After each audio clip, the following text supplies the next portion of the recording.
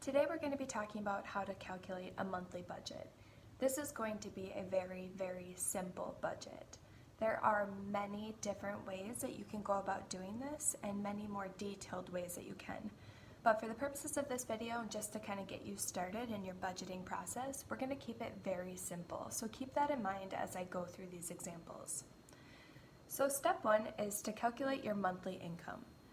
So if you don't know how much you make per month, you can go ahead and look at your prior bank statements as well as your pay stubs and calculate the average in that way. However, I think most of us know what we make per month. So for the purposes of this video, we're just going to use $3,000 per month. Obviously, people make more, people make less, but again, this is just an example, so don't take it too much to heart. So step one, to calculate your monthly income, so $3,000.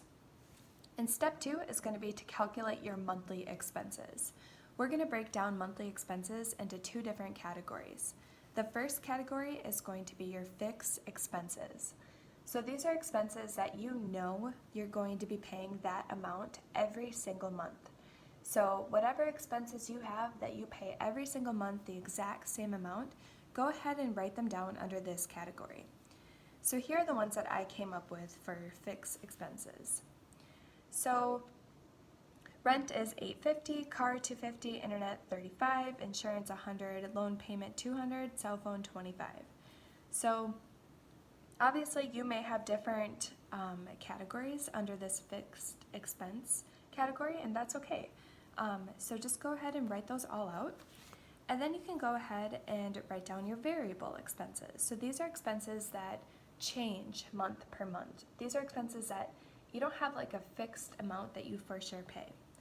So an example would be groceries. So I just estimated $300 per month.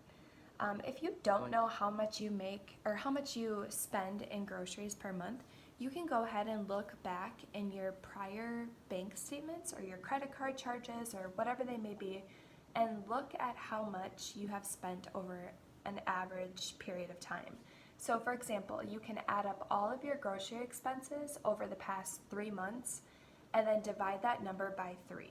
So that'll give you an average cost of your expenses.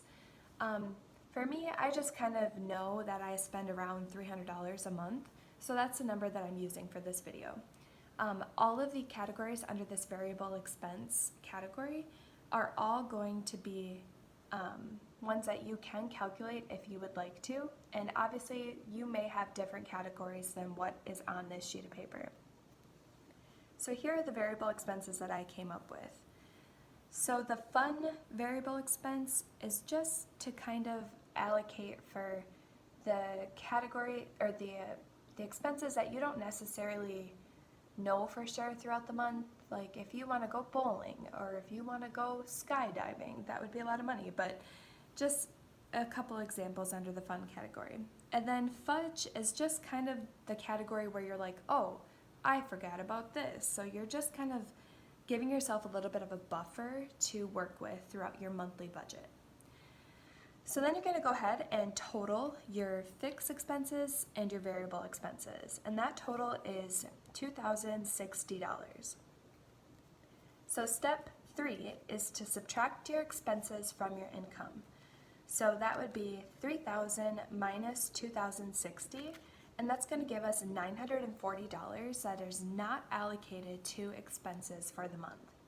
So that $940 we're going to break up into different categories as well.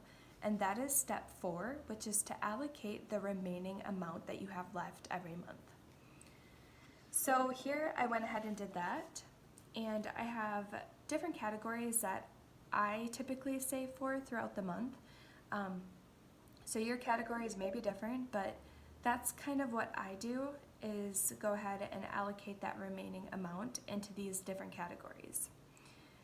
This way you are saving every single month and you know how much is going to be in that category, so then you know that you have that money saved up so you don't have to worry about it.